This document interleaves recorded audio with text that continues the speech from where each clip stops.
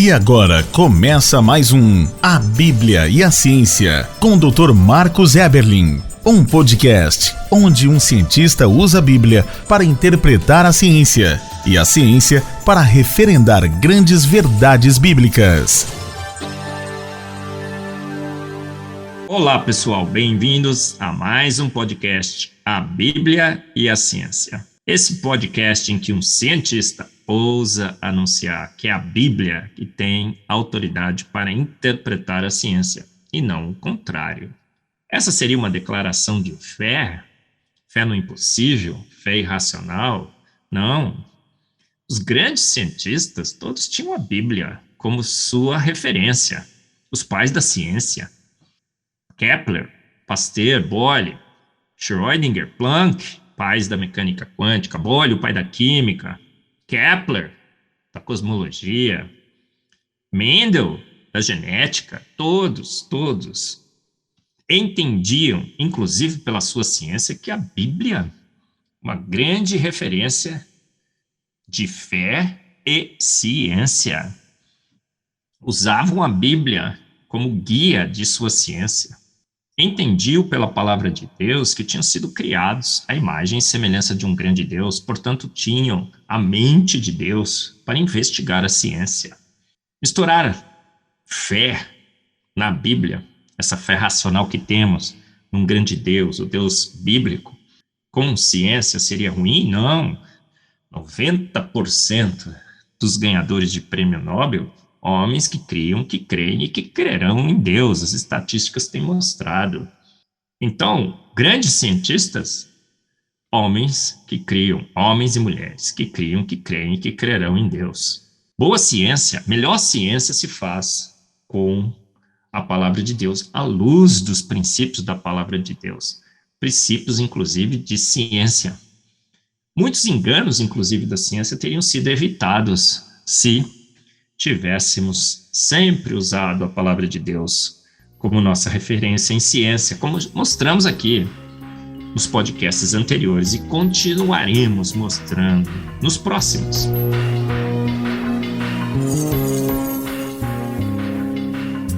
E nesse podcast 99, falarei sobre um assunto muito interessante, sobre a Lua. O título é esse, A Inexplicável Lua. Você sabia que não tem como nós explicarmos a Lua magnífica que está orbitando a Terra, a nossa companheira espacial cósmica, a Lua? A Lua é 4 vezes menor que a Terra e ela está orbitando a Terra num loque gravitacional, ela sempre mostra a mesma face.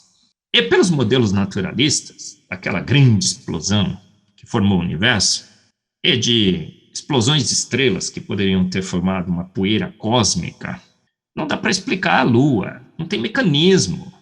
Será que de uma mesma porção de poeira se formou a Terra e a Lua? As simulações todas mostram que isso é impossível.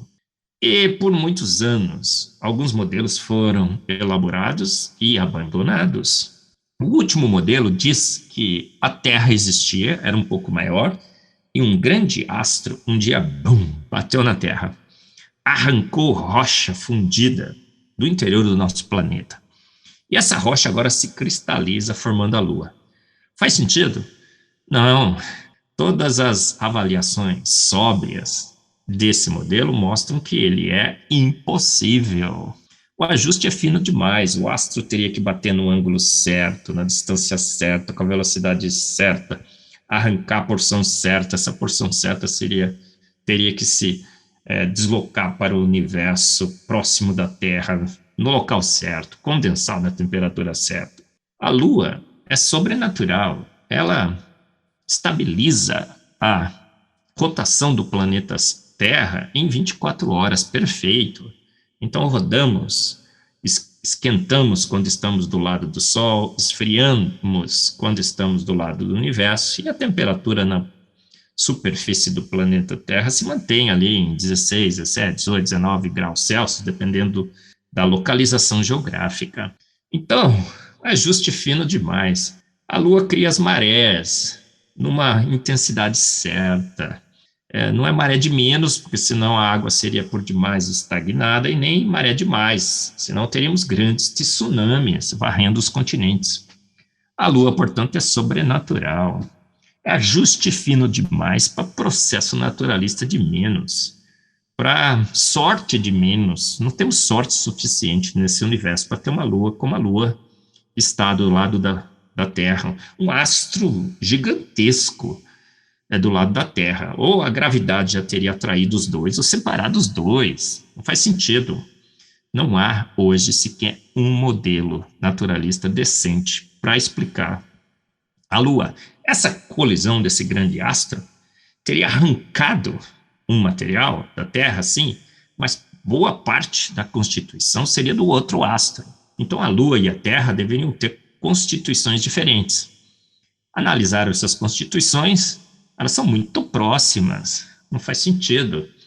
Então o próprio modelo, o modelo é refutado pelos dados que temos levantado. Temos evidências de que esse modelo jamais poderia ter ocorrido.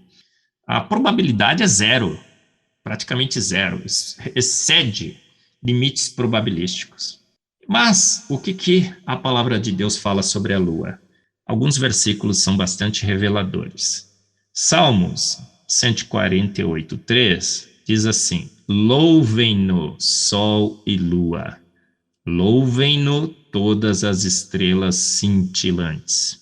Os céus declaram a glória de Deus, o firmamento proclama a obra de suas mãos. Um dia fala disso a outro dia, uma noite o revela a outra noite. Salmos 19. Sem discurso nem palavras, não se ouve a sua voz, mas a sua voz ressoa por toda a terra, e as suas palavras até os confins do mundo. Nos céus ele armou uma tenda para o sol. Os céus proclamam a glória de Deus, Salmos 148:3, louvem-no, sol e lua. O sol e a lua também. O sol é magnífico, já falamos em outro podcast, uma estrela perfeita do lado do planeta Terra, louvando ao nosso grande Deus. E a lua também. Por quê? Porque vamos observar a lua, ela é perfeita demais. Ela tem a distância certa, o diâmetro certo, a densidade certa, está na posiçãozinha certa, estabilizando corretamente a rotação do planeta Terra, criando a maré perfeita, eclipsando 100% com o Sol.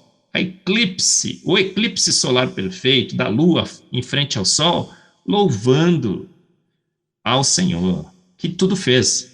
Em Jeremias 31:35, também está escrito na palavra de Deus: assim diz o Senhor, aquele que designou o sol para brilhar de dia, que decretou que a lua e as estrelas brilhem de noite. Olha só, ele designou, ele decretou, ele formou o sol, ele formou a lua, é ele que criou, só ele teria poder. Vemos hoje que as forças naturais não teriam poder, é ele. E a Bíblia declara isso claramente. Ele designou o sol, designou a lua para brilhar durante o dia, para brilhar durante a noite, e as estrelas. Ele que agita o mar para que suas ondas rujam. Quem que agita o mar? A lua? Então, se é ele que agita o mar, é ele que criou a lua, com as marés muito bem calibradas, para que as suas ondas rujam, soem, proclamem, louvem ao Senhor, mas que não cubra o planeta com grandes tsunamis. Mais uma grande verdade científica da palavra de Deus: a inexplicável lua, por modelos naturalistas, mas pela palavra de Deus, ela é plenamente explicável, entendida. Percebeu como que a Bíblia é necessária para que entendamos o universo? Pelo modelo naturalista, vemos lá a Lua e a gente não entende de onde surgiu esse astro. Ficamos tentando aí criar modelos mirabolantes de colisão de astros para arrancar pedaço de rocha incandescente, para tentar formar a Lua. Mas pela palavra de Deus, descansamos no Senhor. Por quê? Ele designou, Ele decretou o sol, a lua, as eclipses, as marés, a estabilidade da rotação da Terra. Portanto, a Ele e a sua palavra todo o nosso respeito e admiração. Você ouviu mais um A Bíblia e a Ciência, com o Dr. Marcos Eberlin, um podcast onde a Bíblia e a ciência bem interpretados concordam plenamente. Conheça mais acessando agora o Instagram do Dr. Marcos Eberlin, instagram.com/Marcos Eberlin, e a Coval Press, www.covalpress.com. Se você deseja ouvir os demais episódios, acesse agora a nossa plataforma www.rede316.com.br e conheça mais.